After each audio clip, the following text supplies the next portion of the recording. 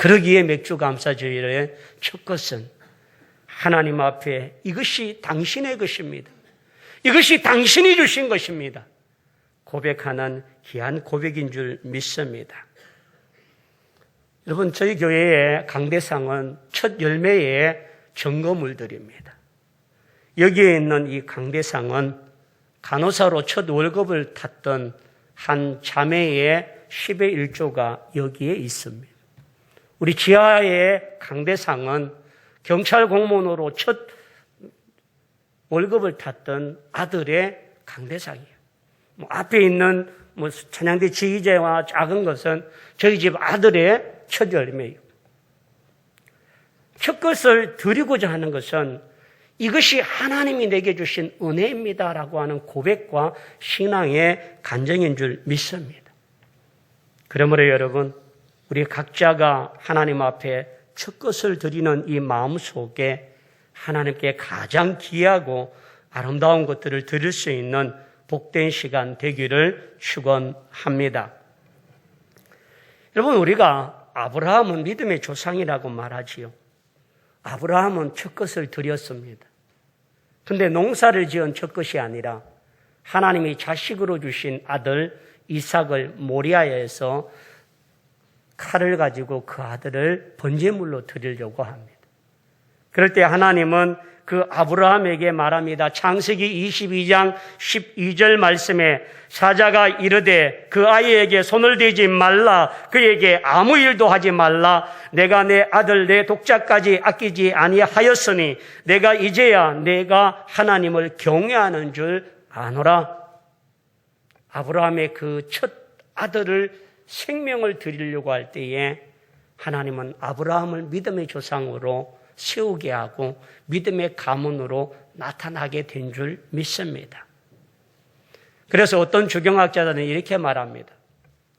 아브라함을 조상으로 한 믿음의 사람들이 참 많다. 유대인들 150만 명들도 그들도 아브라함을 믿음의 조상으로 생각하고 있습니다. 그리고요, 전 세계의 기독교인이 20억이 넘는데 20억이 넘는 우리 모두도 믿음의 조상 아브라함을 믿고 있습니다. 그리고 모슬렘에 가지고 있는 그들도 아브라함을 자신의 믿음의 조상으로 믿고 있습니다. 그래서 모슬렘 그들이 12만 원 정도 되어지는 그들조차도 하고 있습니다.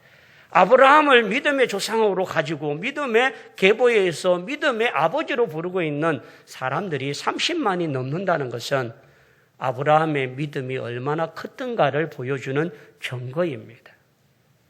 그러므로 여러분, 내게 가장 귀한 것, 내게 가장 소중한 것, 내게 가장 가치 있는 것, 내가 가장 귀하게 여기는 것을 하나님께 드릴 수 있는 믿음의 고백자가 다 되기를 축원합니다.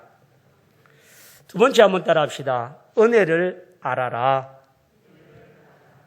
우리 찬양이 오늘 하나님의 은혜. 모든 것이 은혜이지요. 내가 한 것이 아니라, 내가 이룬 것이 아니라 하나님의 주신 것입니다. 농부가 열심히 농사를 짓고 다 하지만 그걸 자라게 하고 햇빛을 주시고 그 모든 일을 하게 하시는 일은 바로 하나님이신 줄 믿습니다. 제가 몇 해 전에 대구의 사월교회 부목사로 있던 그 교회에 장립 집사님이 한 분 계시는데, 이분은 대구 경산 그 일대에 엄청난 많은 농사를 자기가 위탁을 받아서 하고 있습니다. 1년에 11조만 쌀을 300가마니를 합니다. 근데 이분이 태풍이 오거나 큰 재난이 올 때는 들에 나가는 게 아니라 그분은 침낭을 들고 교회로 옵니다. 그 넓은 농장, 그 넓은 곡식을 자기가 일일이 다 손볼 게 아니라 하나님이 해주셔야 돼요. 하나님이 지켜주시고 하나님이 보호해 주시고 하나님이 막아주셔야만 자기 농사가 성공할 수 있다고 생각하기 때문에 그렇게 합니다. 그해 한 해 제가 있을 때 그때에 태풍이 엄청난 큰 태풍이 왔는데 그 태풍 가운데도 농사를 잘 지었습니다. 쌀 100가마니를 이 큰 자루 해서 그걸 계속 구제 헌금으로 내어놨어요. 그래서 그 100가마니 봉고차 싣고 배달해야 될 게 사역자들이. 여러분, 우리의 일이, 우리의 사업이, 우리의 직장이, 우리의 가정이 하나님의 은혜가 아니면 한날도 살 수 없다는 사실을 인정한다면 하나님의 은혜를 구하고 하나님의 은혜라고 하는 증거가 드러나기를 원합니다. 그래서 내가 수고하고 내가 거둔 것이 아니라 하나님의 은혜인 줄 믿습니다. 또한 하나님의 은혜 가운데 땅을 아름답게 만들고 토지를 부유하게 만드는 것은 그 농부의 수고가 함께해야만 합니다. 여러분, 가수원의 농사를 짓는 데에 그냥 나무만 심어 놓고 시간만 되면 열매를 거두어지는 게 아닙니다. 저는 아버님이 가수원을 농사하는데 저희 아버님은 복숭아 가수원을 하셨어요. 근데 아버님의 농사는 비료로 하는 것이 아니라 온 동네에 똥통으로 하는 것. 퇴비 정산을 하는 날을 되면 아버님 가셔서 그날 퇴비를 동네 사람들이 다 한 거를 다 일갈로 사옵니다. 그러면 큰 청소차에다 몇 개를 가지고 집에 뒤에 공터에 갖다 놓으면 그놈을 작두로 기계로 썰어서 이만큼 묻어놓고는 거기에다가 이제 아버님 앞장서고 제가 밀고 동네 퍼세식 화장실 다 퍼갖고 하다 보면 길이 울퉁불퉁 하다 보면요. 그 똥통에 똥이 튀겨갖고는 얼굴에 묻기도 하고 엉망이 됩니다. 그때는 짜증이 나더라고요. 17살, 18살 뭐 이럴 때는 그래도 똥통보다는 조금 더. 근데 가수원에 농사를 지어서 큰 복숭아와 그 당도가 높은 과일을 먹을 때면 그 모든 것을 잊어버리고 그냥 심어놓은 사람들의 비료만 준 곳에 열매보다도 튼튼하고 당도가 높은 과일을 얻을 수 있는 땅을 잘 가꾸어야만 합니다.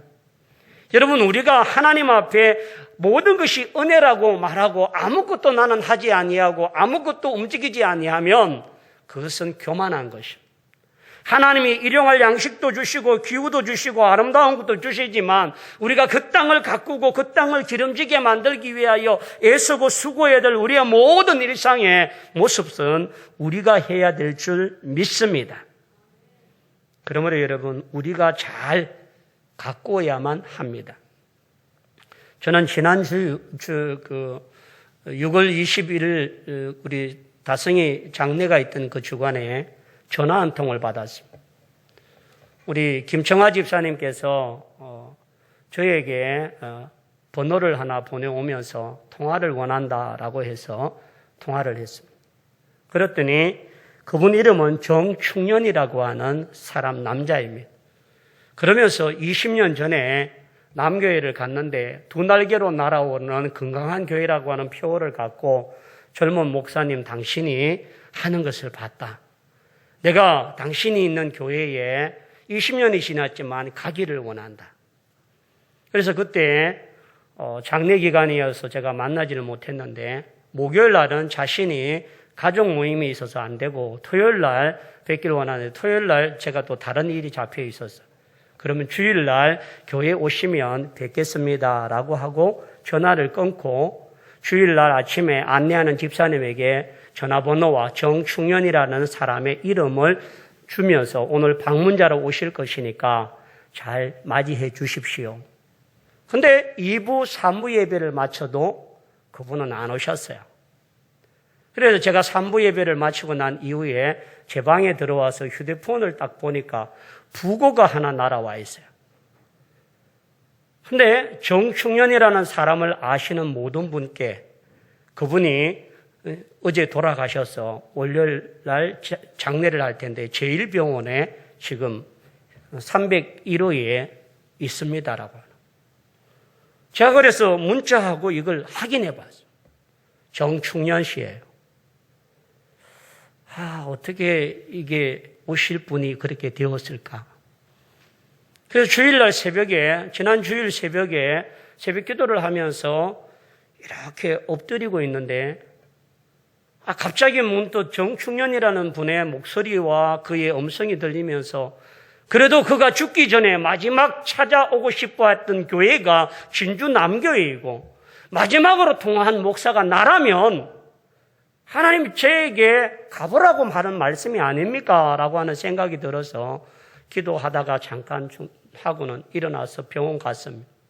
갔더니 제가 알기로는 74살이라고 했는데 젊은 사진이 있어요. 그래서 다시금 카톡을 확인하고 사진을 확인하면서 들어갔습니다.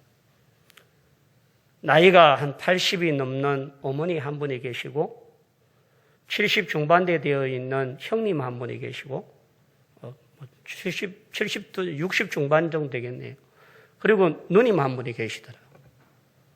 그래서 제가 진주 남교회 목사라 이야기하고 지난주에 정춘영 씨하고 통화를 해서 저희 교회 오기로 했는데 안 오셔서 제가 왔다고 이야기하니까 토요일 날 갑자기 사고를 만났대요. 근데 갈비뼈가 부러지면서 그 갈비뼈의 뼈가 폐를 찔러서 출혈이 일어났는데 손설 결혈도 없이 그렇게 갔다라고 하는 거예요. 그러셨군요. 그러면서 했는데 그 어머니하고 형하고 누나가 그래도 목사님이 이렇게 찾아와 주셔서 고맙다. 그리고 오늘 월요일 날 내일 장례를 하는데 장례가 잘 마칠 수 있도록 기도해달라. 여러분, 저에게 새벽 기도에 마지막으로 오고 싶어 했던 교회가 우리 교회이고 마지막으로 통화한 목사가 저라고 하는 사실에 저는 하나님이 그런 어떤 마음을 주셨다라고 하는 생각을 가졌습니다. 여러분, 우리 각자가 어느 순간 어떤 때에 어떤 모습으로 설지 몰라도 그의 마지막은 하나님께로 향했다는 것이 제 마음이고 그 부모들에게 목사인 제가 찾아감으로 말미암아 그 동생의 그 아들이 하나님을 의지하고 바라봤다라고 하는 그것을 알려줘야 될 의무가 있고 오늘 저는 우리 교회를 누군가는 죽기 전 마지막으로 가고 싶어 했던 교회라는 사실을 여러분이 인식한다면 이 예배의 자리가 얼마나 소중하고 귀중한지를 알 때에 감사와 은혜가 있는 줄 믿습니다. 그러므로 여러분, 오늘 이 맥주 감사주일 우리가 하나님 앞에 드리는 이 예배는 77절이라고 해서 7주간을 드린다고 했습니다. 매일 한 번씩 감사의 찬양을 하나님 앞에 드려지기를 원합니다. 그리고 우리의 감사가 오늘 하루만 끝나는 감사가 아니라 매일 반복하고 하나님 앞에 영광 돌릴 수 있는 그런 고백과 찬양과 경배와 헌신이 일어나는 그러한 절기가 되기를 축원합니다. 그래서 여러분 49일 동안에 감사의 아름다운 노래를 불러주길 원합니다. 저는요, 우리 김상현 집사님을 보면 정말 하나님이 사랑하시는구나라고 하는 걸 느껴요. 여러분, 저는 위암 수술을 한 번만 했잖아요.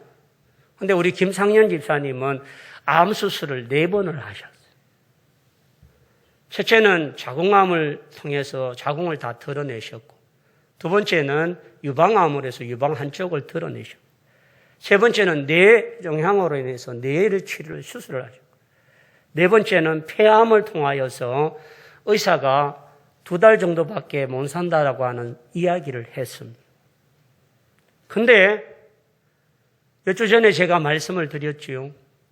항암 치료를 다 받고 약물 치료를 다 받았는데 12가지 항목에 검사를 했는데 아무 이상이 없다는. 이게 뭐냐냐는 하나님의 은혜입니다. 아픈 것도 하나님의 은혜이지만 또 치료한 것도 하나님의 은혜입니다. 근데 우리 김상현 집사님이 한 게 있습니다. 암이 발병되고 난부터 아들하고 매일 새벽마다 30분 동안 영상통화로 예배를 드리고 있습니다. 그래서 하나님이 나를 낫게 하시고 하나님이 나를 치료하셨다라고 하는 고백을 스스로 자기가 할 수 있습니다. 이 자리에도 많은 암을 치료하고 또 투병 중에 계신 우리 성도님들이 있습니다.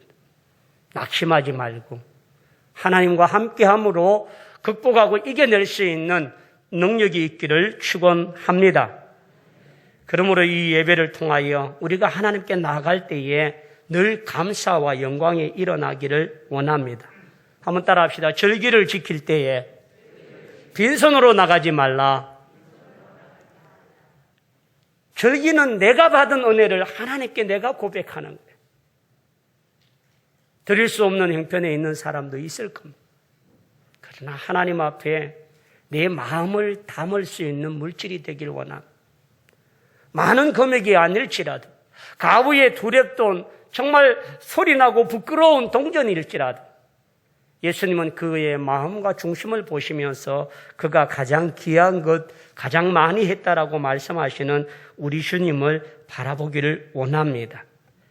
그래서 오늘 하나님 말씀에 보면 빈손으로 여호와를 뵙지 말고 각 사람이 내 하나님 여호와께서 주신 복을 따라 그 힘대로 드릴지니라.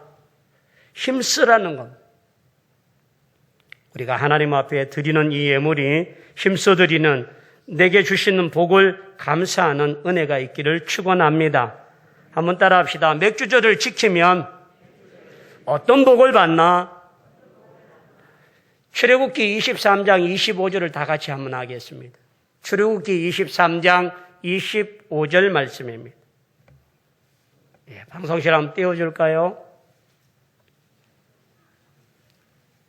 내 하나님 여호와를 섬기라. 그리하면 여호와가 너의 양식과 물에 복을 내리고 너희 중에서 병을 제하리니.